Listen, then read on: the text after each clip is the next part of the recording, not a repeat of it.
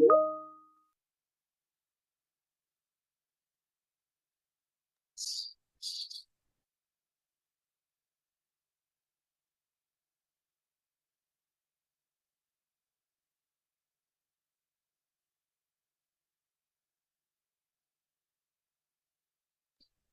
qué?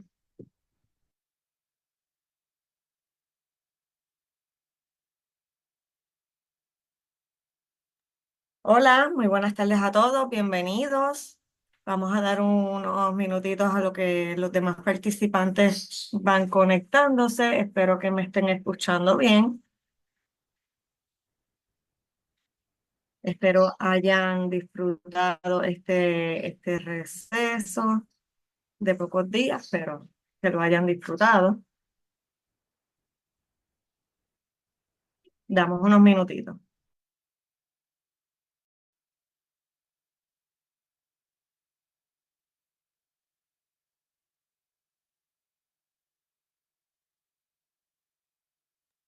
Gracias por confirmarme, Lilian.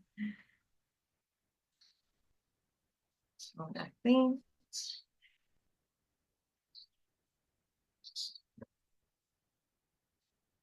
Pueden ir escribiendo en el chat su nombre, de dónde laboran, si están con algún compañero. Y vamos a dar comienzo a la serie ECO de diagnóstico, prevención y control del dengue dirigidos a los profesionales de la salud. A esta es su novena serie, su novena sesión, disculpen. Para la agenda de hoy tenemos lo que sería la bienvenida, guías generales, didácticas, presentación y discusión de casos, anuncios y cierres. Como las guías generales, al igual que en todas las pasadas sesiones, los invitamos a que enciendan sus cámaras durante la sesión, puedan encender su micrófono y participar de la conversación, compartir sus experiencias, escribir en el chat en cualquier momento durante la sesión. Siempre recuerden que estas sesiones estarán siendo grabadas para fines educativos.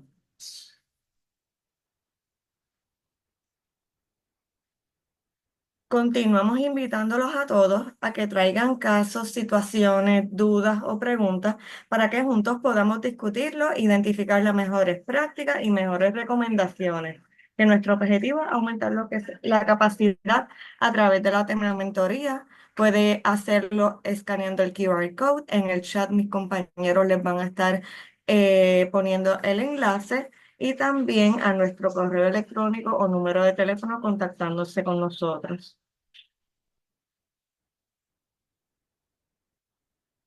Vamos a pasar con lo que sería la preprueba. El tema de hoy es el dengue y el cambio climático, traído por la doctora Gredia Huertas. Le vamos a dejar un espacio, a dejar de compartir para que la doctora pueda compartir y la prueba debe de estar apareciéndole en estos momentos. De no aparecerle en pantalla, por favor, vaya al botón en la parte de abajo donde indica More. Adelante, doctora Gredia Huerta, bienvenidos.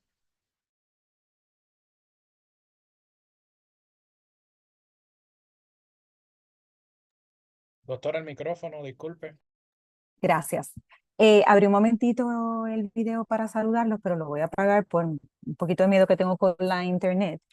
Mi nombre es Gredia Huerta Montañez, yo soy pediatra con especialidad en medicina ambiental de la Icahn School of Medicine en Nueva York y soy la pasada presidenta de la Academia Americana de Pediatría del capítulo de Puerto Rico. Es un honor para mí estar con ustedes hoy para hablar de parte de Puerto Rico Clinicians for Climate Action, que es una organización en proceso de ser una organización sin fines de lucro, que el propósito es educar a nuestros médicos acerca del cambio climático y las adaptaciones que tienen que hacer para poder practicar la medicina en un clima que está cambiando. Voy a apagar mi cámara. No tengo ninguna relación financiera que divulgar. Y los objetivos básicos de nuestra presentación de hoy sería número uno, pues obviamente hablar acerca de esos conceptos básicos acerca del cambio climático, porque a veces pues las personas no tienen esos conceptos muy claros y para poder entender cuál es el efecto que esto tiene en el vector y en la enfermedad, pues bien importante definirlo. Desde el principio vamos a hablar del impacto entonces del cambio climático al riesgo para dengue, el dengue burden. Y entonces, como el cambio climático es un determinante social de la salud bien marcado en Puerto Rico, ¿cuál es nuestro rol como trabajadores de la salud en esa mitigación y adaptación a estos cambios, específicamente a la luz de lo que tenemos que hacer para poder prevenir y controlar esta epidemia y futuras epidemias? Y pues por supuesto, durante toda la conferencia vamos a hablar un poquito de lo que nos queda hacer en Puerto Rico. Vamos a los conceptos básicos. El calentamiento global lo estamos oyendo. Yo me acuerdo, me fasciné de este tema en los años 80 cuando yo estaba en escuela elemental y estaban hablando ¿verdad? Las imágenes del oso polar en el glaciar que estaba bien pequeñito y todo lo de la capa de ozono. Entonces eso de verdad es algo que me marcó de por vida y pues lamentablemente estamos viendo los cambios, ¿verdad? De una manera acelerada. Así que el planeta se está calentando, eso es irrefutable. Y realmente los cambios que estamos causando, pues, están dando lugar, ¿verdad? Este calentamiento global por nuestras acciones es antropogénico. Estamos entonces propiciando unos cambios en el planeta que no se habían visto a la velocidad en que se están viendo, ¿verdad? En las últimas décadas. Y realmente globalmente, casi una cuarta parte de las muertes en los seres humanos, ¿verdad? La mortalidad humana está relacionada con factores ambientales que están sujetos a los cambios en el clima. O sea que para nosotros los médicos es súper importante y para los trabajadores de la salud, enfermería, terapeutas, todos los profesionales de la salud es bien importante entender cómo esto está impactando nuestra práctica, ¿verdad? Y a nuestros pacientes. Para entender qué es esto y por qué nuestro planeta se está calentando a un ritmo sin precedentes, tenemos que entender que el cambio climático, pues ven aquí el sol, ¿verdad? El sol calienta el planeta Tierra, esa irradiación solar entra en la atmósfera y entonces parte de esa irradiación normalmente se va, ¿verdad? Como reflejada hacia el espacio y parte se queda dentro de nuestro, ¿verdad? Debajo de la atmósfera en nuestro planeta. ¿Por qué esto es importante? Porque si no, el planeta Tierra sería una tundra, sería una bola de hielo y no pudiéramos habitarlo. Tiene que calentarse por el sol, por supuesto. Ahora, ¿cuál es la diferencia? La diferencia es que entonces nosotros, los seres humanos, con nuestras actividades desde la industrialización, estamos emitiendo a la atmósfera una cantidad de gases de efecto de invernadero que se llaman así porque lo que hacen es, si ustedes se fijan en esa franja color violeta, lo que sucede es que esos son los gases de efecto de invernadero, ¿verdad? Los representa, forman como una manta, como una envoltura del planeta que no permite que la cantidad de energía solar, de calor que se tiene que irradiar para mantener unas temperaturas saludables, ¿verdad? En nuestro planeta, pues están impidiendo esa irradiación y cada vez más estamos reteniendo de esa calor del sol en lugar de disiparlo hacia el espacio. Y esto se debe, ¿verdad? Esto entonces calienta el planeta. ¿Por qué está pasando esto?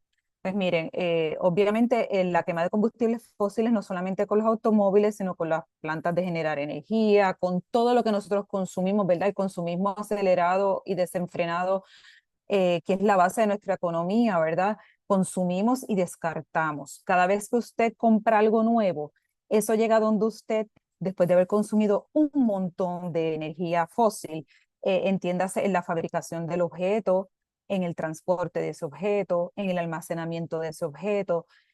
Todos estos procesos, desde que se empieza a elaborar ese producto hasta que llega a sus manos, pues hay un consumo de energía bien grande. También, pues obviamente estas empresas, estas fábricas emiten gas directamente, ¿verdad? Estos gases de efecto de invernadero. También la ganadería, por eso dicen que consumir menos carne es una acción climática, porque las vacas emiten metano, que es un gas que es muchísimo más potente que el dióxido de carbono, que es el más prevalente en la atmósfera, ¿verdad? Como gas de efecto invernadero. Y obviamente en Puerto Rico conocemos, y esto es bien estrechamente ligado a todo lo que tiene que ver con el vector, la deforestación masiva que ocurre en Puerto Rico, la deforestación que se está proponiendo, ¿verdad? Sin tomar las medidas necesarias para entender cómo hacer, ¿verdad? Las cosas de una manera que sean sustentables y que tengan el menor efecto posible en la vida humana y en la vida de los ecosistemas. Así que todos estos cuatro factores son los que han dado lugar a que esos gases de efecto invernadero se acumulen. Yo tengo una gráfica, pero la quité por cuestión de tiempo, pero el más comúnmente, casi más del 65% del gas de invernadero que se encuentra acumulado en la atmósfera es el dióxido de carbono, ¿verdad? Y el metano les dije que es uno también sumamente importante y bien poderoso. Si se fijan en esta gráfica de NASA, ustedes ven que realmente, ¿verdad? Y es lo que discuten los climate deniers, que el calentamiento global siempre ha ocurrido, que es un proceso natural. Sí lo es, por las razones que les expuse, pero así, es algo que estaba controlado. Si se fijan en esta gráfica, el umbral, ¿verdad? El nivel de 1950, que es cuando realmente explota la industrialización del mundo, ustedes ese vendría siendo nuestro nivel umbral. Y desde que se mide esto, ¿verdad? Utilizando las capas de hielo y van retrospectivamente 800.000 años atrás, antes del 1950, se ha medido y ven que es una fluctuación que sube y baja, pero se mantiene debajo de ese umbral que lo tocamos en el 1950, que viene a ser nuestro año cero, y ven cómo se ha disparado, ¿verdad? Esos niveles de dióxido de carbono en la atmósfera, las partes por millón. Actualmente estamos en 423 partes por millón. No hubo niveles de dióxido de carbono tan altos en la atmósfera desde que los dinosaurios habitaban nuestro planeta, para que tengan una idea. Y si ven cómo esto correlaciona el consumo de combustibles fósiles en esta gráfica superior izquierda con las emisiones a la derecha, y cómo esto correlaciona con los aumentos en la temperatura global y a su vez cómo correlaciona con la frecuencia de los desastres ambientales asociados al clima. O sea que es una correlación bien directa entre la quema de combustibles fósiles, ¿verdad? Y el efecto de gases de invernadero y las tragedias que están ocurriendo asociadas al clima. Y pues lamentablemente ustedes saben que julio 22 se reportó como el día más caliente de nuestro planeta desde que se miden estas temperaturas. O sea que a nivel global pues ya estamos, ¿verdad? Sobrepasando lo que queríamos como meta, que era limitar ese aumento en la temperatura global a que fuese menos de 1,5 grados centígrados en comparación con los tiempos preindustriales, pues ya eso lo rebasamos lamentablemente. Siempre me gusta mostrar esto para recalcar, ¿verdad? Cuando se acuerden de esta pesetita, es que el cambio climático y la contaminación son caras de una misma moneda. La contaminación promueve el cambio climático promueve la contaminación, pero eso es tema de una charla aparte, así que les dejo ese pensamiento y pasamos entonces a cuáles son los indicadores del cambio climático. Esos indicadores es lo que no es el síntoma, es lo que nuestro planeta, si nuestro planeta fuera un paciente y la enfermedad es cambio climático, pues estos son los síntomas que tiene nuestro planeta por esa fiebre que tiene, ¿verdad? Que es el cambio climático, el aumento en temperatura. Pues mire, aumenta la temperatura en la troposfera, por lo tanto hay más vapor de agua, la temperatura en la superficie de los océanos se calienta y por eso es que estamos temblando, ¿verdad? En esta época de huracanes y preparándonos para lo que viene por ahí. Disminuye el hielo del océano, al derretirse los glaciares aumenta el nivel del mar, los glaciales y las capas de hielo van disminuyendo, esa cubierta de nieve disminuye, todo esto se derrite y va a los océanos, entonces sigue aumentando ese nivel del mar. Así que esto es bien importante tenerlo en cuenta. ¿Por qué? Porque la salud de los seres humanos y el entorno están indisolublemente unidas. Nuestra salud es la salud del planeta. La salud del planeta es nuestra salud. No hay de otra. Eso se llama One Health. Los seres humanos dependemos de la estabilidad de los sistemas naturales a nuestro alrededor para nuestra salud, nuestra seguridad, nuestra prosperidad y nuestra paz. Este esquema es bien importante si queremos entender el cambio climático. Esto es específicamente para nosotros los trabajadores de la salud. Si se fijan arriba, los propulsores del clima son aquellas cosas que están ocurriendo en el clima que van a dar lugar a los efectos al final de la gráfica abajo, los resultados en la salud. Así que, ¿cuáles son los propulsores del clima que causan resultados en la salud? Pues el aumento de las temperaturas, la precipitación extrema, los eventos del clima extremos y el aumento del nivel del mar. Entonces pasamos al recuadro del medio, que son las vías de exposición. ¿Cómo entonces esos propulsores del clima, a través de qué ruta van a llegar hasta mi persona y afectar mi salud? Pues ¿cuáles son? El calor extremo, la pobre calidad del aire, la reducción en la calidad del agua y los alimentos, los cambios en los agentes infecciosos, que ese es nuestro tema principal de hoy, ¿verdad? Y el desplazamiento poblacional. Y entonces, ¿cuáles son los resultados al final de todo esto del embudo, desde esos propulsores del clima? Pues mire, enfermedades relacionadas con el calor, enfermedad cardiopulmonar, enfermedades relacionadas con el agua, los alimentos y las transmitidas por vectores, que es nuestro tema de hoy, y las consecuencias en la salud mental y el estrés. Ahora, si se fijan, me encanta esta gráfica porque tiene dos recuadros grandes grises a los extremos. En el lado izquierdo ven el contexto ambiental e institucional. Y aquí es que viene la parte humana. Esto es lo que nosotros estamos promoviendo, que está causando estas vías de exposición, potencia las vías de exposición, potencia los resultados adversos en la salud, mal uso de las tierras, los cambios que estamos causando en los ecosistemas con nuestras acciones, la condición de la infraestructura que cada vez deteriora más y que cada vez le falta el respeto más al ambiente natural, los cambios geográficos y la producción agrícola y el uso del ganado. Y si se fijan, también en el contexto social y conductual, vemos cómo todos estos factores que están aquí predisponen a mayores riesgos a ciertas poblaciones en comparación con otras. Por ejemplo, nosotros como médicos sabemos pacientes con condiciones preexistentes, acceso al cuidado a la infraestructura de salud comunitaria, ¿verdad? El acceso de salud en Puerto Rico, eso lo vamos a ver un poquito después, el nivel de educación, el discrimen que existe sistémico, ¿verdad? La pobre vivienda, infraestructura, pobreza, raza y etnia, edad y género, todo esto es bien prevalente en Puerto Rico, son los determinantes sociales de la salud. Esta gráfica me lo entonces traduce un poquito más al contexto de la salud pública y la medicina. Si se fijan, entonces esto es de la Organización Mundial de la Salud, yo lo traduje, ¿verdad? Pero si se fijan, al final, ¿qué es lo que tenemos en el centro? Tenemos ¿verdad? El emoji del mosquito como uno de esos impactos en la salud que es sumamente importante a nivel mundial. Nosotros tuvimos una lección terrible acerca del cambio climático en el 2017. Cuando eso ocurrió, yo dije, ahora sí que aprendimos la lección, ahora sí que las cosas van a cambiar en Puerto Rico. Pues para mi sorpresa, todavía me di el lujo de sorprenderme, las cosas realmente no han cambiado mucho. A nivel comunitario, las comunidades son las que están llevando el cambio, los jóvenes son los que están llevando el cambio, pero estas son fotos que yo tomé después del huracán y si se fijan, es bueno recordarlas y mostrarlas, aunque vamos a estar hablando del mosquito, porque realmente es inconcebible que todavía el sol de hayan casas con toldos de FEMA, ¿verdad? Sabemos la migración de nuestros médicos y cómo eso afecta nuestra resiliencia al cambio climático y por ende a esta epidemia de dengue y cómo entonces todavía, ¿verdad? Estamos cada vez más vulnerables y no acabamos como de entender y de cómo estructurar y ejecutar un plan que de verdad nos proteja a todos ante estas amenazas. Esta es la famosa gráfica de Dr. Fauci, y si se fijan aquí, como ven, está hablando de las enfermedades emergentes que son nuevas en estos lugares y reemergentes que hace tiempo que no se veían, pero están emergiendo de nuevo. Pues Puerto Rico, yo rápido miro, ¿verdad? Chikungunya, una enfermedad, ¿verdad? Transmitida por el vector mismo de dengue y que entonces es una forma de enfermedad emergente, ¿verdad? Hace un tiempo atrás, hace unos años atrás.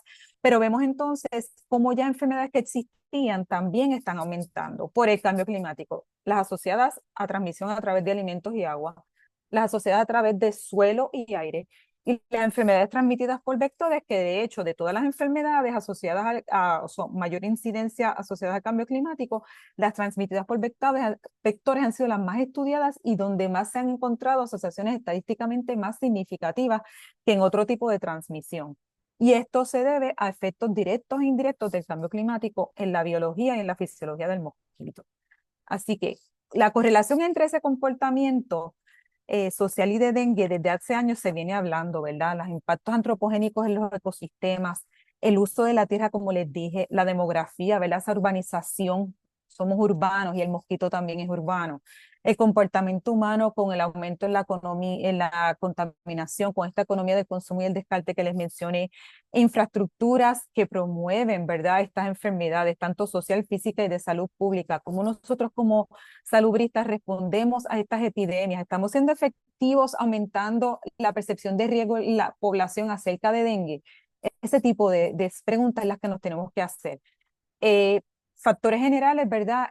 Asociados a esto, pues es la dinámica de la población de mosquitos, la replicación viral ¿verdad? De los 4 serotipos de dengue y el encuentro entre el vector y el huésped, ¿verdad? El vuelo y el comportamiento del mosquito para buscar ese huésped, que ese es ¿verdad? Su propósito.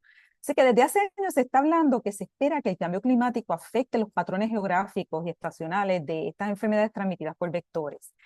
En general se espera que las temperaturas cambiantes asociadas al cambio climático, ¿verdad? Y esos fenómenos meteorológicos como ocurrió en el 2017, que cada vez son más frecuentes, pues impulsen esos cambios en la carga, ¿verdad? En el burden y la distribución mundial de enfermedades infecciosas como lo es dengue. Y aproximadamente la mitad de la población mundial está en riesgo de contraer el dengue. Y el dengue afecta, como ustedes saben y se ha hablado, a más de 129 países, o sea que y cada vez más se van a seguir uniendo a este problema. Eh, Hay una estrecha correlación entre la transmisión de estas enfermedades como dengue y el comportamiento humano, como les acabo de mencionar. Y pues estos factores es importante que los tengan en cuenta porque a medida que, ¿verdad? Medir la magnitud de estos efectos, si ustedes buscan la literatura, no es tan fácil, pero sí hay muchas cosas que ya se han publicado de esa interacción entre el vector, la enfermedad y el clima. Pues es importante mencionar, ¿verdad?, que es difícil estudiar esto. En Puerto Rico realmente no he encontrado a alguien que lo esté estudiando a profundidad o que haya publicaciones acerca de estas interacciones. Y es que medir la magnitud de estos efectos requiere de unos modelos matemáticos, ¿verdad?, de unas predicciones. Es difícil y las covariables a considerar son muchas. El niño Southern Oscillation, ¿verdad? La infraestructura urbana, la demografía, la inmunidad de las poblaciones, la movilidad humana, ¿verdad? La disponibilidad de espacios para criaderos de mosquitos, las dinámicas entre los serotipos, cómo interactúa el 1, el 2, el 3 y el 4 con el clima, migración global, ¿verdad? Que lo hemos visto y Puerto Rico ha visto eso, especies dominantes de Aedes, y la infraestructura y respuesta a la salud pública, como les mencioné. O sea que son muchos factores variables que entran en juego cuando vamos a analizar datos relacionados a la correlación entre estos factores. Pero sí hay modelos que se han publicado, por ejemplo, este es uno, esta imagen solamente la estoy usando para fines didácticos, ¿verdad? Es un estudio que está en preprint, pero si se fijan, la incidencia de dengue responde de manera no lineal a la temperatura. ¿Qué quiere decir eso? Es que si se fijan a ciertas temperaturas va aumentando, ¿verdad?, la transmisión de la enfermedad. Sin embargo, después de cierta temperatura, ¿verdad?, sigue aumentando, entonces ya no es viable el mosquito. O sea, tenemos que entender que si el cambio climático, a medida que va aumentando la temperatura, aumenta entonces el comportamiento de picar del mosquito, la necesidad de alimentarse, la transmisión, la virulencia, ¿verdad? La replicación del virus aumenta, como vamos a ver, pero esto hasta cierto punto, ¿verdad? Porque hasta cierto punto, pues el mosquito no es viable, punto. Así que él tiene un rango de actividad que es específico de cada especie. Y algunas tienen un amplio espectro de temperaturas en las que pueden funcionar, ¿verdad? Mientras que otras especies tienen una ventana mucho más estrecha para mantener su actividad. Y esto varía de serotipo en serotipo. Así que en respuesta a ese cambio térmico, cambio de temperatura ambiental ¿verdad?, en nuestros entornos, los insectos han desarrollado varios métodos de adaptación para protegerse y eso lo vamos a ver también. Pero realmente lo importante de esta slide es que entender que a pesar de que hay ciertos estudios, este en particular, ¿verdad?, predice un aumento de un 40 al 57% en el burden de dengue para mediados de siglo. No, esto no es específicamente en Puerto Rico porque no se ha estudiado específicamente en Puerto Rico, ¿verdad? Pero sí se sabe que la mitigación climática, acciones que podemos tomar como sociedad, pudiese disminuir esa predicción, perdón, hasta un 30%. A mí me gusta llamar a este mosquito el mosquito colonizador, porque él ha tenido una capacidad de adaptación tremenda para seguir colonizando ¿verdad?, otros rangos, en otras áreas, esa distribución geográfica se sigue expandiendo y es porque realmente como insecto pues es poikilotérmico, es sensible a condiciones climáticas y estas condiciones climáticas que estamos viendo por el calentamiento global promueven en este punto, ¿verdad? Si llegan muy altas, entonces no, pero hasta el presente están promoviendo que esto se dé y que el mosquito realmente cohabita con el ser humano. Si el ser humano se extingue mañana, el mosquito está extinto. Él necesita del ser humano para poder, ¿verdad?, sobrevivir, para alimentarse y poder sobrevivir. Así que los estudios entonces han demostrado que las temperaturas ambientales pues, pueden aumentar el metabolismo del mosquito, por lo tanto necesitan alimentarse más, ¿verdad? Porque ese metabolismo va más rápido y aumenta entonces la tasa de replicación del virus en el mosquito, eso también se ha documentado. Y los cambios en el ciclo de vida también se han documentado, en donde se ve que el periodo de incubación del mosquito, el periodo de incubación extrínseco del virus en el mosquito disminuye, el periodo de incubación del mosquito disminuye, los días de reproducción del mosquito aumentan, están aumentando y por lo tanto la tasa de reproducción del mosquito está aumentando. Pero no solamente, ¿verdad? La temperatura influye en la fisiología y comportamiento de Aedes, sino que hay factores hidrometeorológicos como serían la precipitación, la humedad, la interacción de ambos, ¿verdad?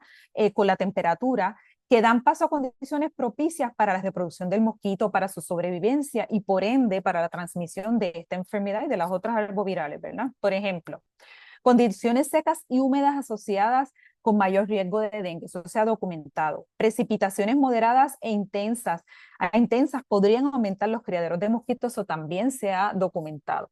Y precipitaciones bajas y sequías, que a lo mejor usted no lo piensa, pues también están asociadas a una mayor carga de riesgo por dengue, porque reduce las poblaciones de depredadores y competidores de estos mosquitos, y este mosquito es bien resiliente. Y también se ven los comportamientos humanos donde empezamos a utilizar envases para almacenar agua, pero no los tapamos ni los cuidamos de manera apropiada para poder, ¿verdad?, evitar que se conviertan en criaderos de mosquitos, se convierten realmente en hábitats para las larvas. Así que como ven, esto es un ejemplo bien claro de cómo esa interacción huésped, que es el ser humano, el vector, que es el mosquito, y la enfermedad, que es el virus, ¿verdad? La enfermedad causada por el virus del dengue, cómo estos tres elementos interaccionan con el clima. Me gusta mucho, esto es un diagrama descargable, ¿verdad? De este paper que se llama Climate and Dengue Transition, Evidence and Implications.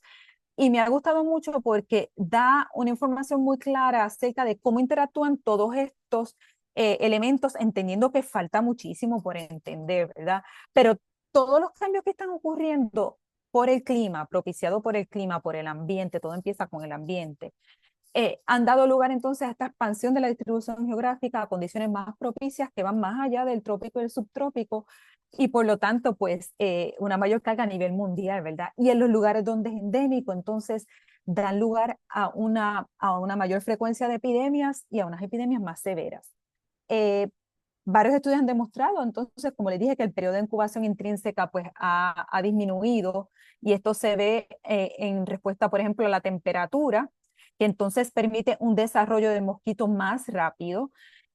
También la temperatura me permite que el mosquito pueda sobrevivir en otros hábitats, ¿verdad?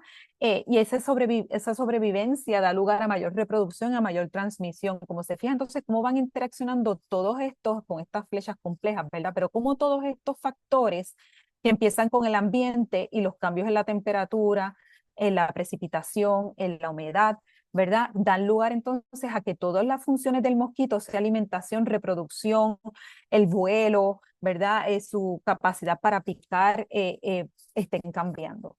Yo tengo que ver como pediatra, tengo que traer la colación que los niños no son pequeños adultos y que cuando nosotros hacemos política pública relacionada a control del vector, ya sea a respuesta a la epidemia o a cualquier otra enfermedad, ¿verdad?, algo viral que sea transmitida por este mismo vector, hay que entender que los niños no son pequeños adultos y que son más vulnerables, ¿verdad? Ellos toman más líquido y comen más comida por kilogramo de peso en comparación con el adulto. Ellos respiran más rápido por minuto, ¿verdad? Esa tasa de respiración que es age dependent, pero ellos respiran más rápido que los adultos. Ellos están en un microambiente que es el piso, por lo tanto están en contacto con todas las toxinas que se pudiesen concentrar en el piso, más anabólicos, porque si la coges al hombro también están expuestos a nuestro microambiente que es más elevado, se lo llevan todo a la boca, son bien vulnerables, ¿verdad? Dependen de nosotros para todo.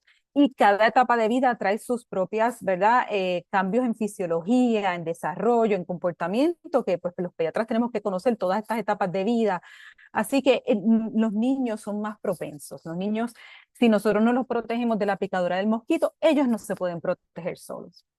Así que el cambio climático, junto con lo que son todas estas enfermedades asociadas, ¿verdad?, el riesgo asociado de estas enfermedades por el cambio climático, representan una injusticia transgeneracional.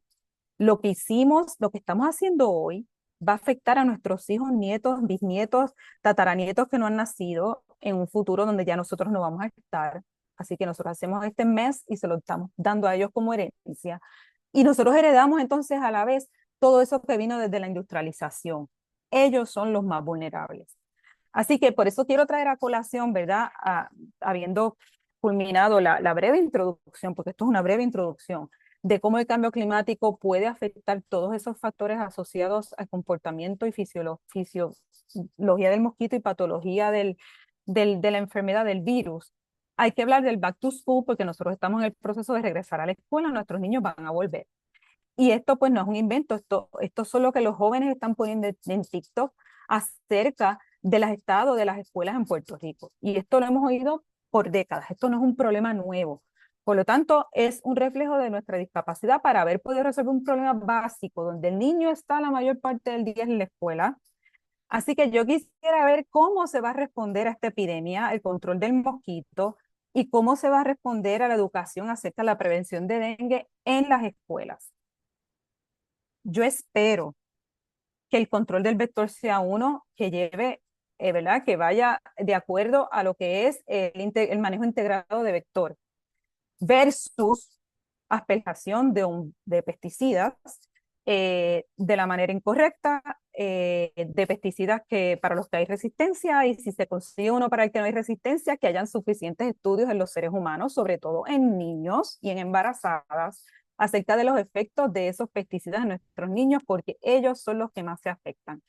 Así que la política pública relacionada a los pesticidas y la salud de los niños, ¿verdad? Cuando yo miro los productos preciosos que tiene la unidad de control de vectores con CDC, que es bien claro, bien fácil de entender, veo arriba que dice usar productos que matan los mosquitos adultos. Sería buenísimo que en esta misma línea, pues habláramos de los adulticidas. No son la única manera de matar inmediatamente a los mosquitos adultos. Sí lo es, pero los adulticidas que hay en Puerto Rico no lo son por la resistencia. Así que sería bueno que nuestras poblaciones supieran esa información y que ellos pueden hacer, ¿verdad? En el uso de esto, que estos pesticidas no se deben usar dentro de las casas, que se tienen que asegurar de que si van a usarlos dentro de las casas estén bien ventiladas, que no haya mujeres embarazadas ni niños pequeños, sobre todo en el área no haya nadie, que no hayan pacientes con problemas crónicos respiratorios como asma. En Puerto Rico tenemos la tasa de asma más alta de todos los Estados Unidos en niños. Así que es bien importante cuando hablamos de insecticidas, sobre todo adulticidas, tengamos bien claro que estos mensajes llegan a nuestras poblaciones. La Academia Americana de Pediatría, de hecho, yo he tenido que editar dos de los capítulos de la nueva edición que va a salir de esto. Pediatric Environmental Health, ¿verdad? El libro verde, que es de salud ambiental pediátrica, tiene mucha información acerca de los pesticidas, acerca del control de vectores, y también la Academia publicó un Pesticide Exposure in Children, un policy statement que habla en detalle, ¿verdad? Acerca de cómo hacer esto de la mejor manera para proteger a nuestros niños. Tenemos todos estos determinantes sociales y climáticos de la salud en Puerto Rico. O sea, son factores que al estar presentes nos hacen más vulnerables como archipiélago a los embates del clima. Y a todos esos propulsores del clima que vimos en aquel diagrama, en el recuadro de arriba, ¿verdad? Factores económicos, seguridad de agua potable y energética. Sabemos que al tener todos estos apagones, aún las personas que tienen la capacidad económica para poder pagar la energía y tener aire acondicionado, sabemos que el mosquito pica menos cuando está frío, ¿verdad? Se queda quietecito, su metabolismo disminuye, por ende menos transmisión de la enfermedad, pero ni siquiera, ¿verdad? Los que tienen aire acondicionado, a menos que tengan unas placas solares, y aún las placas solares con los voltajes no están descargando las baterías. O sea, realmente nuestra infraestructura energética es uno de los factores más terribles, ¿verdad? Para tener dentro de una epidemia de una enfermedad transmitida por un vector. Acceso a la educación y a la escolaridad, el ambiente estructural, lo que le llaman el built environment en Puerto Rico, donde realmente pues deberíamos estar hablando de instalar mallas o screens en todas las casas, educar a la gente acerca de cuándo es que conocer al vector, cuándo es que este mosquito pica, ¿cuándo es más común, cuándo es más importante que tú protejas tu piel y uses tu repelente? ¿Cuál es el repelente apropiado que tú tienes que utilizar de acuerdo a la edad? ¿Cómo se siguen las instrucciones de la etiqueta, verdad? ¿Cómo podemos mantener nuestros entornos limpios de maleza? Esas escuelas, limpiar las malezas, eliminar los criaderos. Quiero volver aquí rapidito antes de terminar. Eliminar los criaderos, limpiar la basura, recortar la maleza. Todo eso, instalar mallas, si es posible tener aires acondicionados, todo eso tiene que ocurrir antes de siquiera remotamente pensar en usar un adulticida dentro de una escuela. Y no debería de usarse, ¿verdad? ¿Verdad? Si se va a usar un adulticida, debe ser el menos tóxico y debe ser entonces de acuerdo a lo que es el concepto de manejo integrado de plagas, que eso está súper bien explicado por los CDC, súper bien explicado por la EPA y por la Unidad de Control de Vectores. Y entonces, pues el pobre acceso a cuidados de salud, ¿verdad? En Puerto Rico tenemos que seguir promoviendo que nuestros médicos se puedan quedar, que nuestros residentes decidan quedarse porque necesitamos, y las enfermeras también, necesitamos mano de obra en la salud. Inclusión, hablamos mucho de inclusión. Este es el Climate Change and Children's Health and Wellbeing in the United States, publicado por la EPA. Precioso. Fue publicado en el 2023, nos habla en detalle cuáles son los riesgos en la salud de los niños asociados al cambio climático, pero fíjense aquí, cuando está hablando de dengue, dice, Fortunately, current incidence rates in the U.S. are low for each of these types of diseases, refiriéndose a los mosquito borne, and commonly are associated with international travel. However, incidence rates have been increasing over the past few decades, and the diseases have the potential to become endemic in the U.S. Y yo me pregunté, ¿pero Puerto Rico no es parte de U.S.? En Puerto Rico el dengue es endémico. Estos son los pequeños mensajes, ¿verdad? Indirectos, subliminales, que de momento yo los veo y yo digo, ¿dónde está la inclusión, verdad? Puerto Rico es parte de los Estados Unidos, pudieran haber dicho potential to become endemic in continental US, eso yo lo puedo entender. Obviamente yo hice la observación a EPA, me dicen que es que no tienen datos, mi punto, si ellos tienen, si existen datos de temperatura, por supuesto que sí, pero tal vez no estamos recolectando bien nuestros índices de enfermedades, fantástico, pero esto, las palabras importan y el continental US era una frase que iba ahí. No es solo dengue, tenemos que pensar en leptospirosis. Esto es una escuela informativa de Panamá y me encanta cómo integran, ¿verdad? Las enfermedades de que son comunes, tienen un diagnóstico diferencial en común, ¿verdad? Para pensar en todo. Y es urgente mitigar la vulnerabilidad, prepararnos ante las amenazas, atender la pobreza, seguir las obras, no dejarlas incompletas, se convierten en criaderos de mosquitos, coordinar a todos los interesados como este maravilloso proyecto ECO que está haciendo, ¿verdad? El fideicomiso, que los felicito de todo corazón, acceso a servicios básicos, seguirlo promoviendo y programas para fortalecer a nuestras comunidades. Seguir apoyando en la acción climática es básico, ¿verdad? Cómo nosotros podemos mitigar este problema y a la vez estar preparados para las consecuencias del problema del cambio climático. Así que es bien importante evaluación del problema y búsqueda de soluciones desde la perspectiva del cambio climático. Entender los riesgos de manera integral. Por ejemplo, estamos hablando aquí de dengue. Han habido trágicamente 2 muertes por dengue, pero estamos teniendo muchas muertes por COVID. Así que cuando nosotros hablamos de una epidemia, no la podemos hablar de manera aislada, porque tenemos varias cosas corriendo a la vez que tenemos que atender. Comunicación de riesgo eficiente y accesible. Tenemos que aumentar esa percepción de riesgo de dengue y también de COVID. Evaluación transparente y honesta de las soluciones. Esta solución que yo estoy proponiendo para el vector trae consigo nuevos riesgos y sobre todo trae riesgos para nuestros niños. Hay que, ¿verdad?, medir y pesar los pros y los contras. Consideración de los determinantes sociales, siempre los pobres, las personas que viven en pobreza sufren más.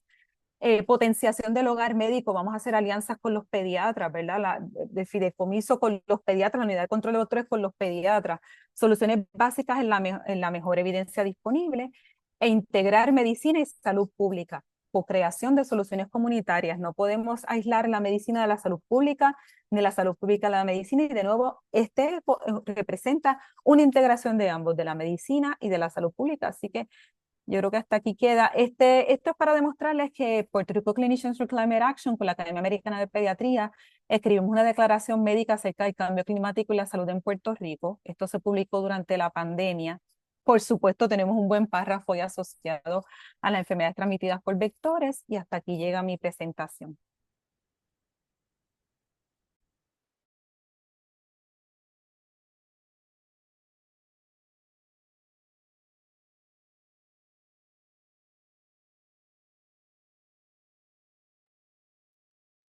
Muchísimas gracias, doctora Gredia Huerta, por tan excelente presentación, llena de información sumamente educativa para todos. El tema del cambio climático, como tiene que ver con todo, es sumamente impresionante.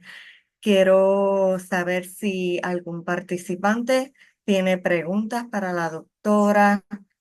Por favor, levanten la mano, desbloqueen su micrófono, pueden escribir también en lo que sería en el chat.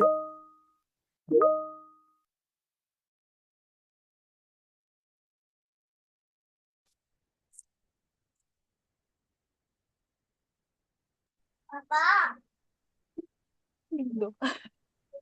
Doctora, tenemos por aquí a muchos participantes le ha encantado lo que sería la presentación. Excelente información nos escriben por acá. No ¿Quién sé tiene si, dudas? Mira, Ani, Ani, ¿tienes sí. alguna pregunta?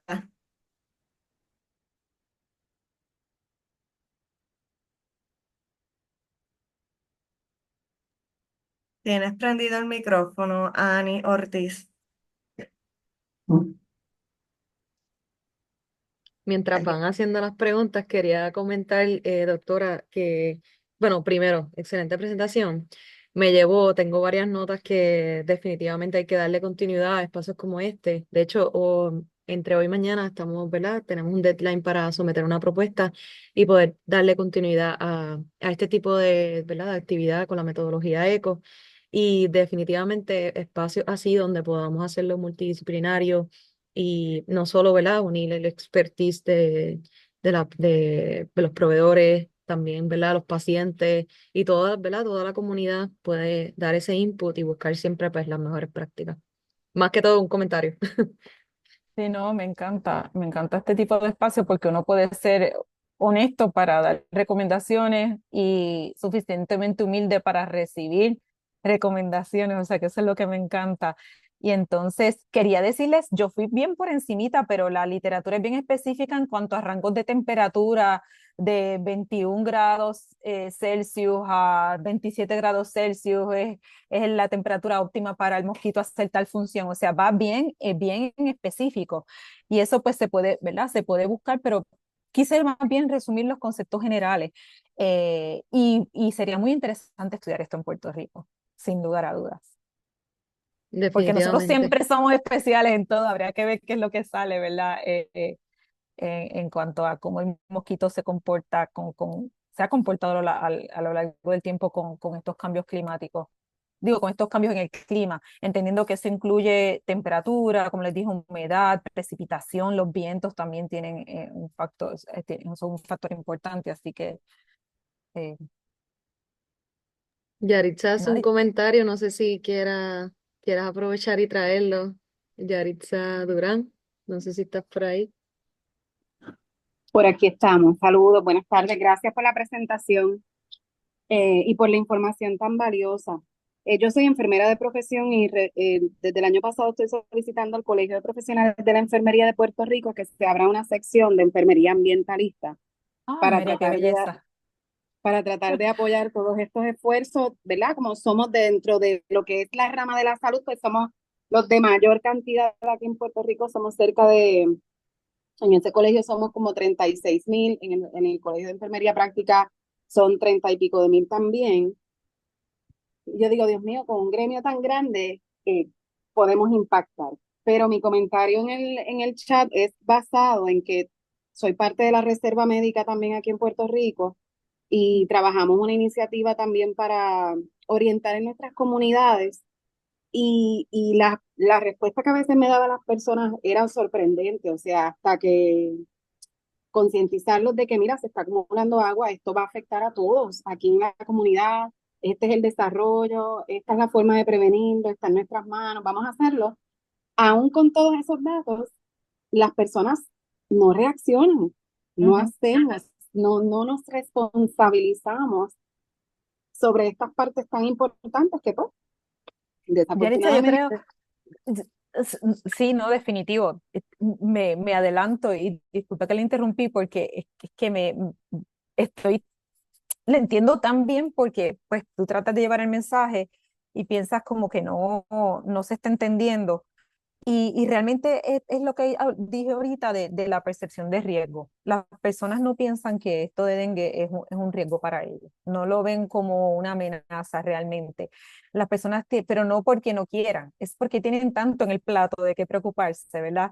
Y por eso no es hasta que de momento muere un montón de gente de algo que entonces uno presta atención, porque la gente está, hay personas aquí que con todos los problemas sociales que están ocurriendo en Puerto Rico tienen tanto en sus platos que ellos como que tienen que establecer una orden de prioridades y mantener una sanidad mental y decir, mira, una cosa más de qué preocuparme. O sea que yo creo que es que no estamos siendo muy efectivos en cómo estamos transmitiéndole esto a ellos, sino que le estamos poniendo tal vez un burden sin darle soluciones. Porque, por ejemplo, si yo te digo, el mosquito, cómo controlar el mosquito es bien difícil, que requiere de un cambio en estilo de vida, de un cambio en cómo tú ves las cosas.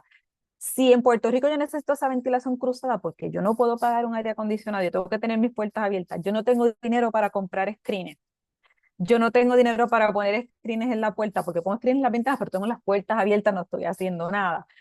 Este, este tipo de cosas, pues vivo en un área donde realmente el municipio ha abandonado todas estas áreas, está lleno de criaderos de mosquitos.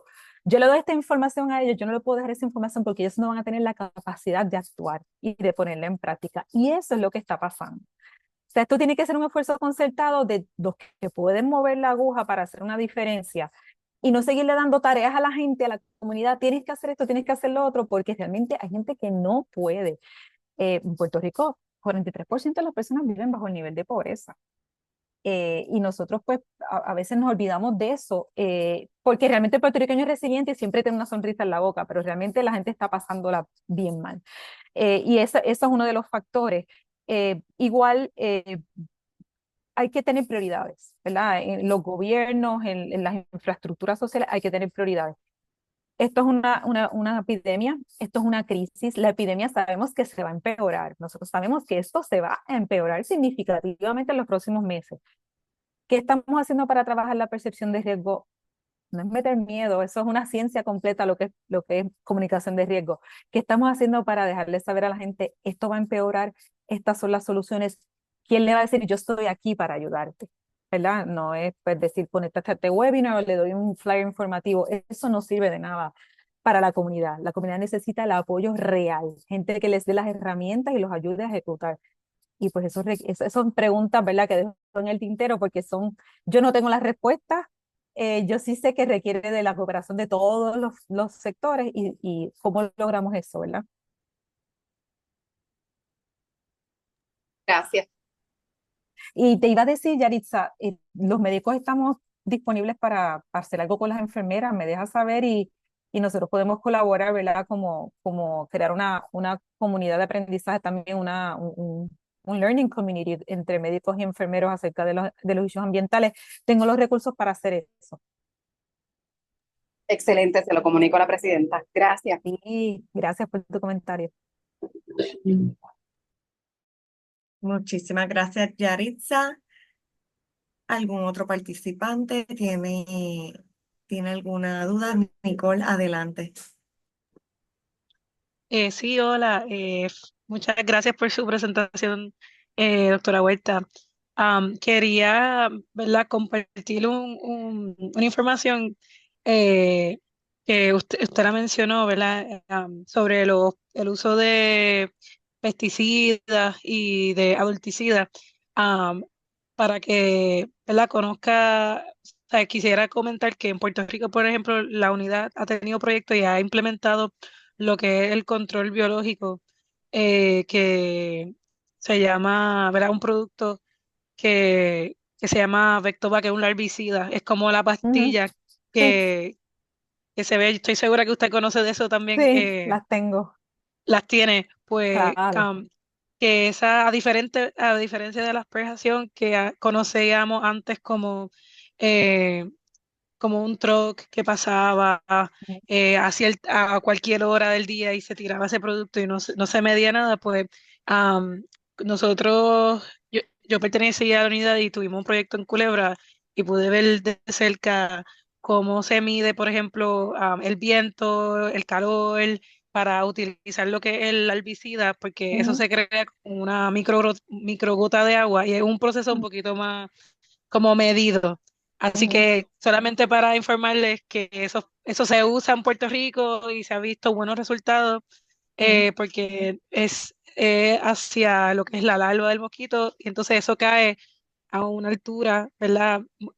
Bastante distante que no tienes que, por ejemplo, entrar a la casa de alguien exacto. físicamente a aplicar un herbicida, sino que eso rocea a Ujú, una distancia que llega hasta los techos, a las casas de atrás, y entonces se hace a favor de la dirección del viento. el viento. Ah, Ujú, Así que eso son cosas que actualmente no tengo todos los datos, pero sé que se ha hecho en el municipio de Culebra y se está haciendo en otros municipios.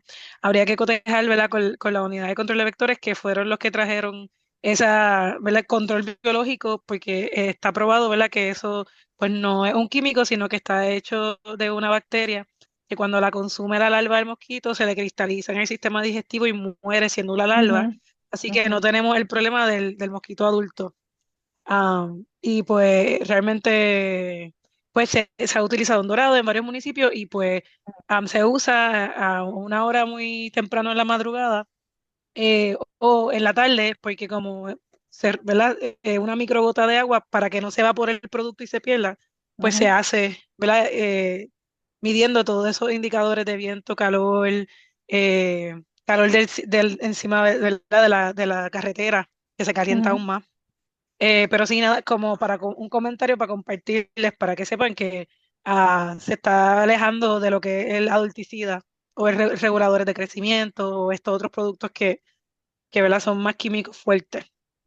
Esperemos que sea así con el Back to School, que apliquen los herbicidas y hagan eso es parte del manejo integrado de vector, Exacto. donde tú usas barreras biológicas, barreras físicas, métodos biológicos, y siempre tratando de evitar el uso de químicos, de pesticidas. Y Ujú, si tuvieses que usar pesticidas porque no, ya hiciste todo lo anterior y no te funcionó, entonces usas el pesticida menos tóxico.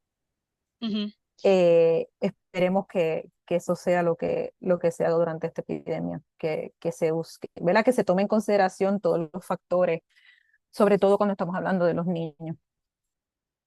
En la página, en el website de la unidad de control de vectores explica muy bien todo lo de los larvicidas. Está bien, bien explicadito, bien chulo. y aprovechando, dando aquí información de lo que hace la unidad, el 30 de agosto, el 20 de agosto, discúlpeme, se celebra el Día Mundial del Mosquito. Y entiendo que hacen una convocatoria a nivel de isla, así que pendiente a sus redes de Facebook, que si quiere hacer una actividad educativa, como por ejemplo hacer una inspección de patio y pues eliminar criadero de mosquitos, lo podría hacer, se podría unir en cuestiones, ¿verdad? Tanto hay unos puntos como claves, Ujú. hay unos lugares específicos que se va a celebrar, pero igual se los dejo saber por si acaso se quieren involucrar. Entiendo que la participación está abierta. Muchísimas gracias, Nicole, por recordarnos el producto para las larvicidas. Muy importante siempre pues tenerlo en mente. Y por el evento próximo a ocurrir, que pues qué bueno que se lo haremos llegar a ellos vía email y puedan ser partícipes de. Acá en los comentarios, María nos escribió que hacía muchos años en Patillas no se realizaba estos procesos. Tengo alguien más que para poder continuar con lo que sería la postprueba, también tenemos unos casos para discutir. Déjenme saber. Francelis, en cualquier momento puedes compartir por acá. Tengo la postprueba ya en pantalla. Nuevamente les repito, a los que no les aparezcan en la parte de abajo, a los tres puntitos, indica More y va a Poll and Quizzes.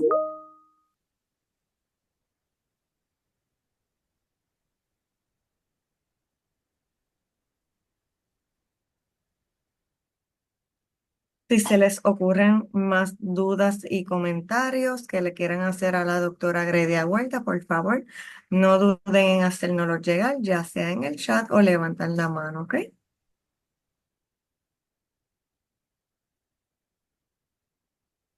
María del Carmen, adelante. Sí, iba a hacer un comentario por el chat, pero más rápido lo hago por aquí. Y es que uno de los temas que no se habla lo suficiente, pienso yo, en Puerto Rico, es la tasa tan alta que hay en Puerto Rico de abandono de propiedades. Y a la misma vez, pues tenemos un problema de vivienda accesible, que es como, pero que a la misma vez quería preguntarle a la doctora si ella sabía de, porque estas propiedades en abandono terminan siendo un problema de salud pública e inclusive se convierten en vertederos clandestinos que pues propician lo que es la reproducción de los vectores, en este caso también del mosquito del dengue. Y pues quería saber si la doctora conoce de alguna iniciativa por parte de quizás el Departamento de Salud. Sé que hay organizaciones sin fines de lucro que trabajan esto, pero de ver de qué manera pues se puede mitigar este problema del abandono de propiedades y de estructuras que se convierten en vertederos clandestinos y un problema grande para la salud pública. Ese es tremendo ejemplo. Ese es tremendo ejemplo cuando yo digo que esto tenemos que ser todos, que realmente el problema es multifactorial, difícil de resolver, ¿verdad? ¿Hace cuánto Puerto Rico está tratando de controlar el vector, ¿verdad? Así que eso es un factor bien importante porque entonces ahí tú te das cuenta, hay que ir a lo básico, es el mismo esquema. ¿Estoy practicando el control integral de vectores? No, porque entonces estoy permitiendo que hayan todos estos criaderos y posiblemente la solución con la que voy a querer venir es con asperjar algún adulticida, si es que consigo uno que sea efectivo, porque permetrina, pues los mosquitos son resistentes, cuando en realidad no he atacado o abordado la base del problema, que es el criadero de mosquitos. Si yo mato los mosquitos que están ahora de una manera química, van a volver más mosquitos porque el criadero sigue existiendo. En ese caso, pues la albicida, la reaplicación de la albicida me puede prevenir, pero hay que reaplicarlo, ¿verdad? De la manera correcta y como se supone. Hay que ser consistentes con el remedio, pues más me valdría a mí, ¿verdad? Invertir en la limpieza, en resolver el problema de las áreas abandonadas que se convierten en criaderos, resolver el problema de las gomas acumuladas que se convierten, ¿verdad? En hoteles de 5 estrellas para los mosquitos.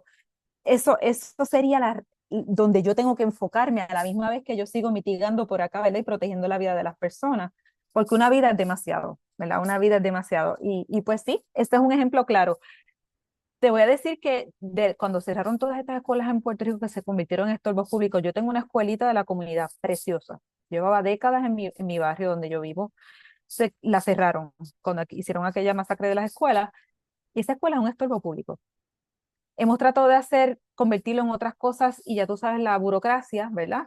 Pero si hay escuelas, hay municipios, fui a hacer una misión médica en Utuado donde dimos los servicios, era una escuela abandonada que la comunidad se adueñó de la escuela, rompieron, rompieron las cadenas, entraron a la escuela, la limpiaron y la convirtieron en un centro de encuentro donde hacen diferentes actividades. Esa misión médica se llevó a cabo ahí. El alcalde se entregó, obviamente los dejó, ¿verdad? Los dejó usar la propiedad.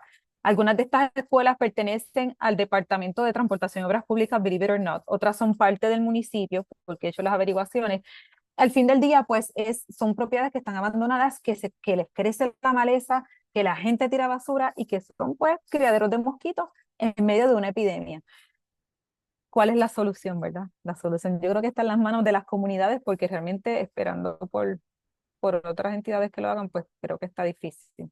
Quería añadir que en ese caso, o sea, se supone que los municipios tengan un programa activo de estorbos públicos, de declaración de estorbos públicos y pasen por todo el proceso, pero la verdad del caso es que la mayoría de los municipios en Puerto Rico ahora mismo no tiene fondos para tener un programa de estorbos públicos y eso es otro problema.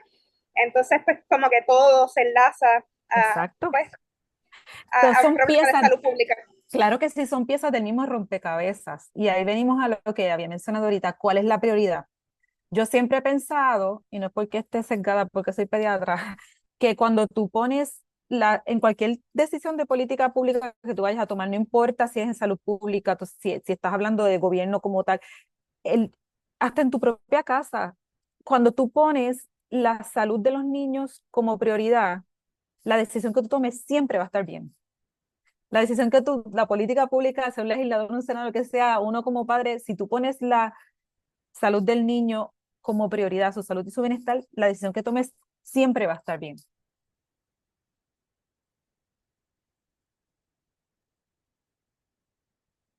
Muchísimas gracias. Muy interesante todo eso, como todos estos estorbos, pues, todas estas escuelas lamentablemente y o residencias pasan a ser estorbos y pues no podemos hacer nada. Estamos privados de poder hacer algo y de ayudar. Vamos a continuar con lo que serían los casos clínicos. Vamos a estar compartiendo pantalla, las presentaciones de casos. Mi compañero Julio Acevedo, adelante, él es quien lo va a estar presentando. Buenas tardes, ¿me escuchan? Te escucha Excelente. bien. En este caso tenemos un caballero de 40 años que llega con fiebre, escalofrío, temblor y dolor de cabeza.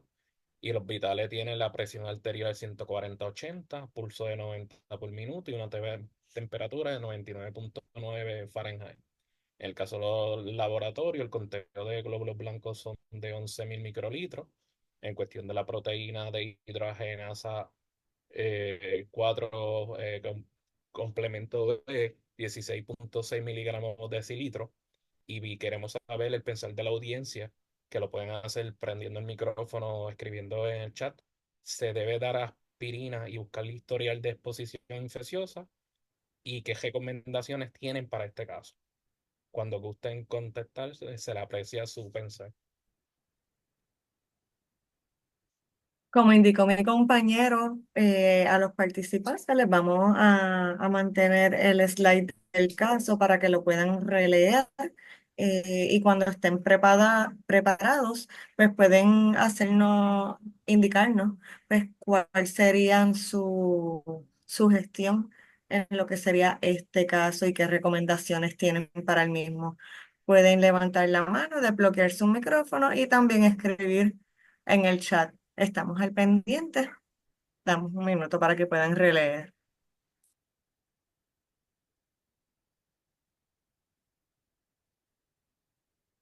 Am, Quería preguntar que en el laboratorio no hay un contaje de plaquetas. ¿Eso es lo único que hay del laboratorio?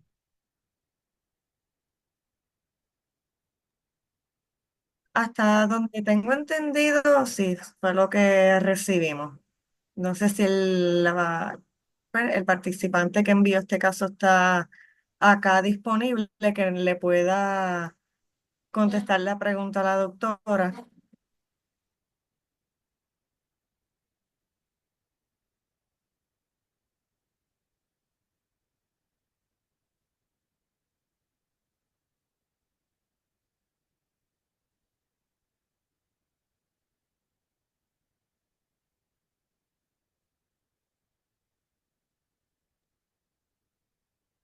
Estamos calladitos hoy. Nos hace falta un poquito de café a todos.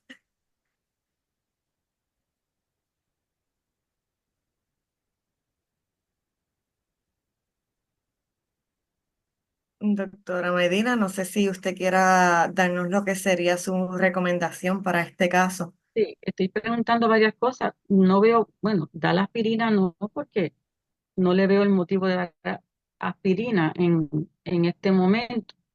Eh, por definición, cuando hablamos de fiebre, 37.7 centígrados, que es 100 grados Fahrenheit, vamos a decir que parece que le faltó una décima para, para tener fiebre. A lo mejor no sé si tuvo otra temperatura y esta fue la que fue más alta que esa y esa fue la que anotaron, pero haber tenido escalofrío pues siempre es este, una buena señal de que uno tiene fiebre y estando viviendo en Puerto Rico, que sabemos que hay condiciones infecciosas como es el dengue, la primera elección nunca debe ser aspirina ni ibuprofeno. Si el Sí, paciente tiene doctora. cabeza, Acá en los comentarios, Gina Sánchez no escribió un comentario, nos indica que no, pues no soy médico, pero cuando tengo fiebre evito tomar pastillas con aspirina porque no sé si pueda crear alguna reacción, que eso es quizá lo que usted está hablando. No reacción, que si uno vive en Puerto Rico y uno tiene fiebre, escalofrío, te duele la cabeza, uno tiene que enseguida pensar que alguien puede tener un virus y dentro de los virus es preocupante siempre está el dengue. Por lo tanto, uno no debe estar usando aspirina ni ibuprofeno ante un cuadro viral en Puerto Rico donde la oportunidad de que sea dengue es sumamente alta. Que si es que tiene mucho dolor de cabeza o no se siente bien, sería mejor usar acetaminofén. Esa es una cosa, pero no es porque le vaya a dar una reacción la aspirina, a menos que sea que esté preocupada que es una reacción alérgica porque la persona es alérgica a aspirina o nunca lo ha sido y esta va a ser la primera vez. O sea que no es por una reacción que estamos preocupadas, sino que se puede empeorar el cuadro o tener algún tipo de sangrado. De eso que estamos hablando. Si es la reacción, se refiere a sangrado, pues sí es correcto, pero no que uno esté preocupado de otro tipo de reacción como es alérgica. Y falta información, el historial en el del paciente. El paciente es hipertenso, porque interesantemente la presión sistólica está un poco alta, tiene 90 pulsos por minuto, que es menos de 100, eso no está mal, porque no ha llegado a 100, pero una vez se piensa que si uno tiene fiebre, pues también uno tiene un poco de pulso elevado y no tengo más información, entonces uno debe preguntar, ¿ha habido personas alrededor con cuadros virales como dengue? ¿Ha habido personas que tienen dengue en su alrededor? Porque a veces hay bloques, en bloques enteros donde viven las personas, que hay muchas personas con dengue porque hay muchos criaderos de mosquitos, e inclusive en la misma casa. Con la información que tenemos, que es bien poca, porque en verdad no tenemos más información. Si la persona que tiene el caso sabe algo más del paciente, pues no lo podría decir. Entonces, la hemoglobina no está alta, pero esa es la primera medida. No sé cuánto tiempo lleva el cuadro, no sé qué día de fiebre tiene el paciente para yo mejor interpretarlo. La persona que trajo el caso sabe en qué día de fiebre estamos, en qué día de síntoma estamos.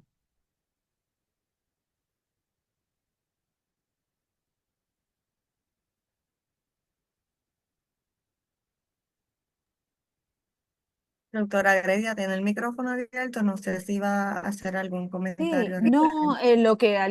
en lo que la persona que sometió el caso sí está, pues da los otros detalles. Sí, estoy de acuerdo con la doctora que realmente no hay suficiente información.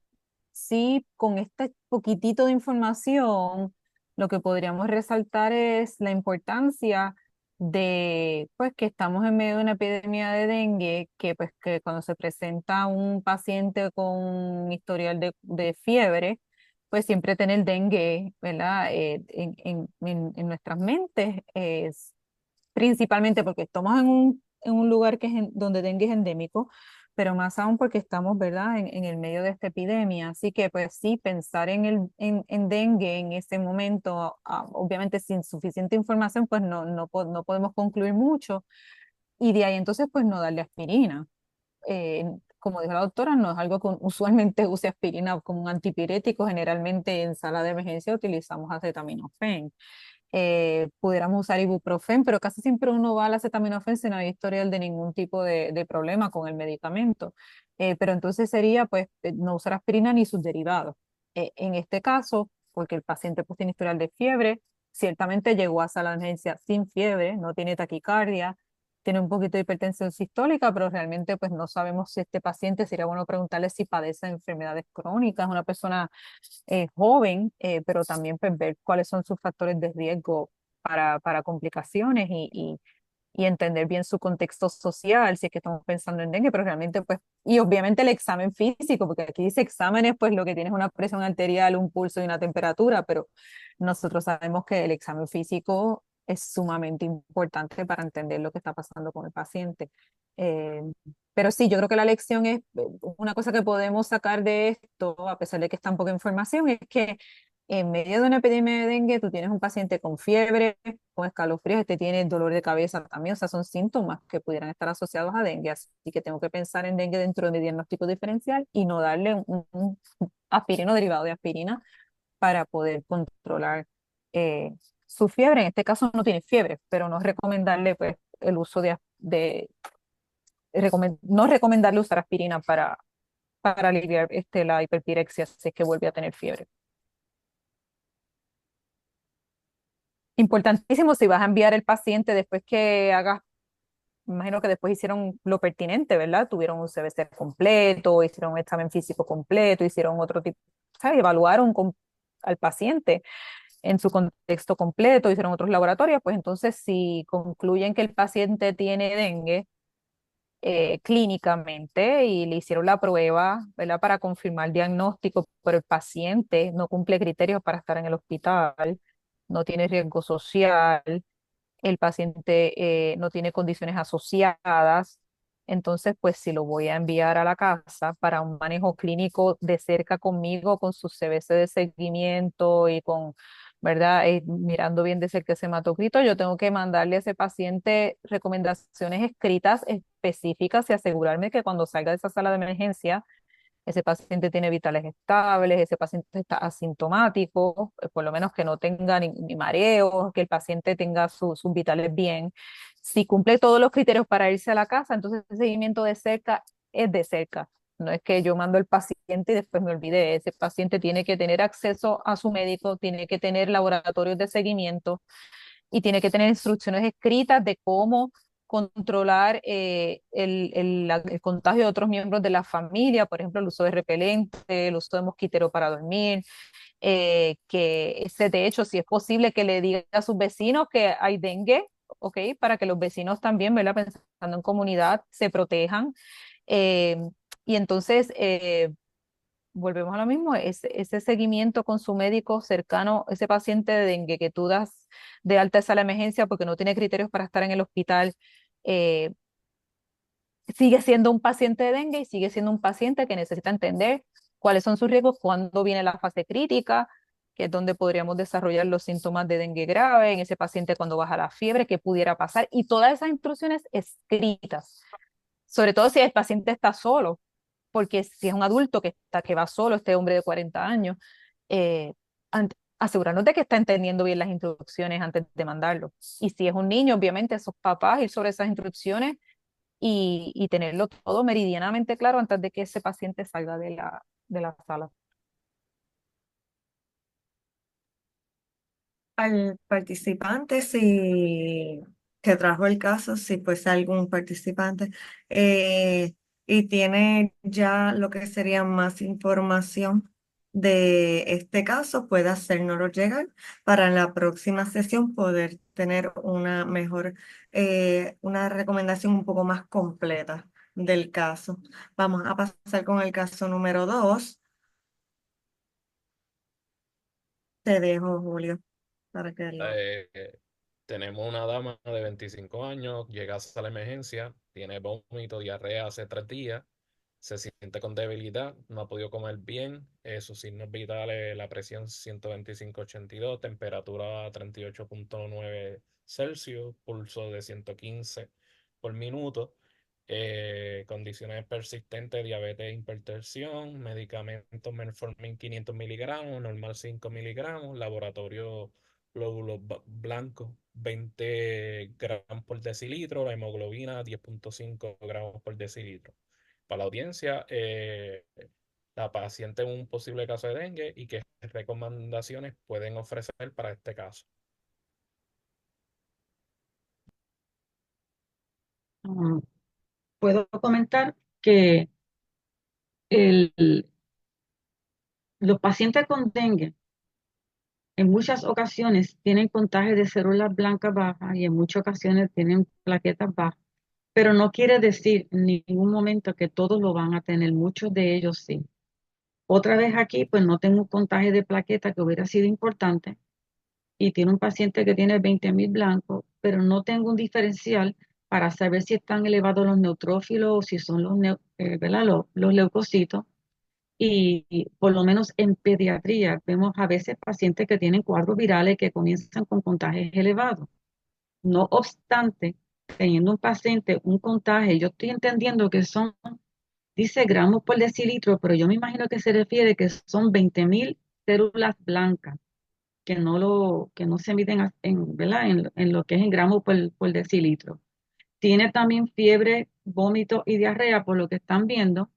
Así que parece que tiene un cuadro que podría ser un cuadro viral, pero hay que hacer muchas otras preguntas.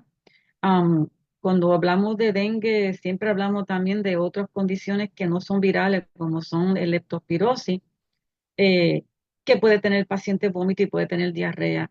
El paciente débil dice que no ha podido comer bien. Ese es un paciente que debe quedarse en una sala de emergencia, que tiene que estarse hidratando con líquido y hay que ver el seguimiento del paciente, cómo sigue, porque a los 3 días de tener estos síntomas, ya parece que entiendo yo que a lo mejor fue por eso que lo llevaron hasta la emergencia, porque se sentía débil y no ha podido comer bien. Así que tengo un paciente que yo me imagino que no se va a ir para su casa, lo van a tener que hidratar, van a tener que hacerle más laboratorio a ver cómo está la función del hígado, preguntar por exposición, que puede uno pensar, que no estoy diciendo que lo más común es leptospirosis, no estamos diciéndolo, pero como habló la doctora, son condiciones que vemos mucho para no vemos mucho, vemos en esta época, porque este no es una condición de todos los días, y a veces se pueden ¿verdad? Comportar parecido al dengue, y como el tema es de dengue, pues estuvo bien que también trajeran este tipo de presentación. Pero con esta información solamente, sin saber si las diarreas tienen sangre, si las diarreas tienen moco, como se ven en lo que llamamos las colitis, cuando son por bacterias y no son como virus, como son los rotavirus, que son de los más comunes, hay, no hay mucha más información para yo poder interpretar en este momento si es meramente una gastroenteritis, porque ese es el nombre de lo que tiene al tener vómitos y diarrea, si es un origen viral, si es un origen bacteriano, no es adivinable con esta información que está aquí. Lo que sí entiendo que este paciente debe estar en la sala de emergencia, debe estar con un suero y van a tener que hacerle más laboratorio más allá de eso. Chequear el, o le hacen función hepática, tienen que chequear cómo está el riñón, cómo está B1 y cómo está la creatinina, cómo están las enzimas.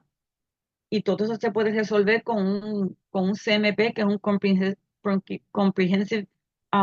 Metabolic Panel. Si están en un lugar que no pueden tirar para el mismo día el CMP de lo cual estoy hablando, pues entonces por lo menos hacerle B1 y creatinina y función hepática.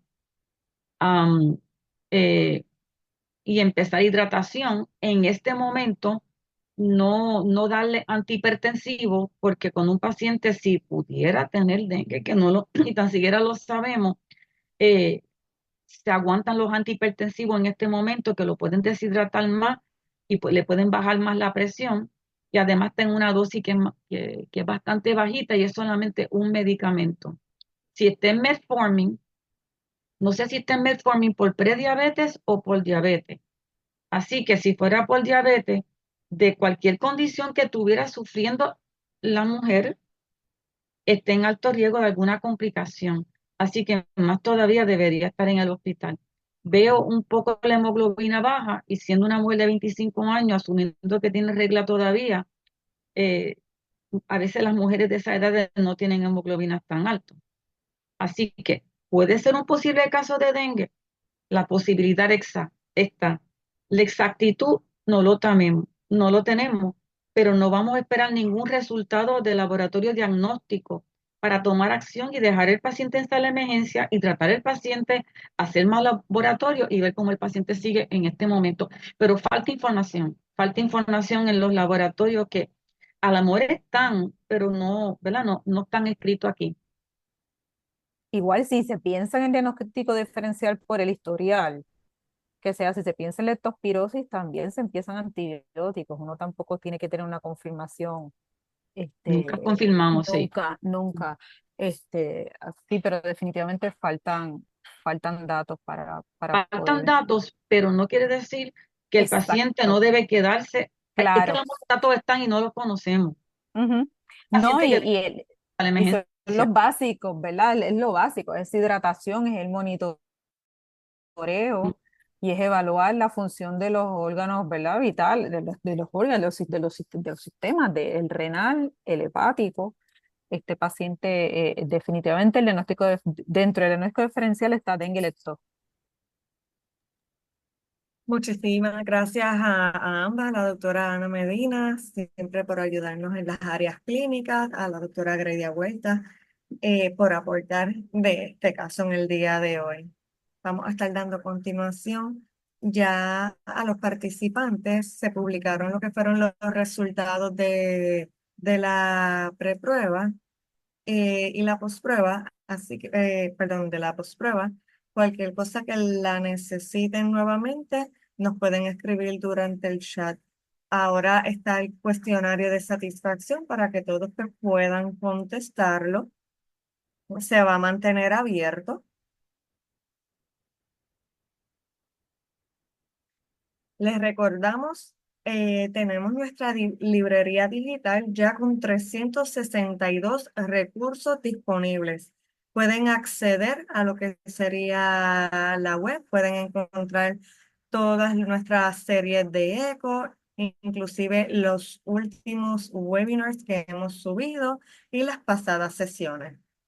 En el chat ya se encuentra lo que sería el enlace para que puedan ser redirigidos.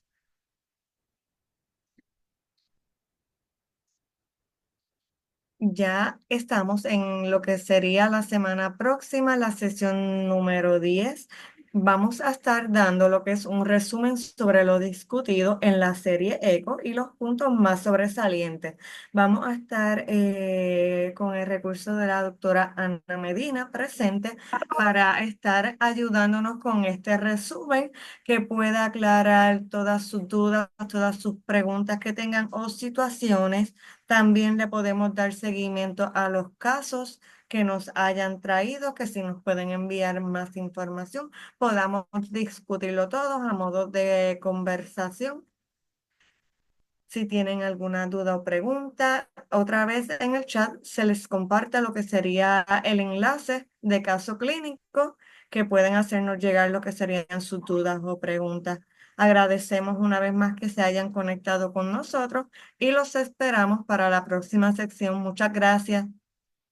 Buenas tardes a todos.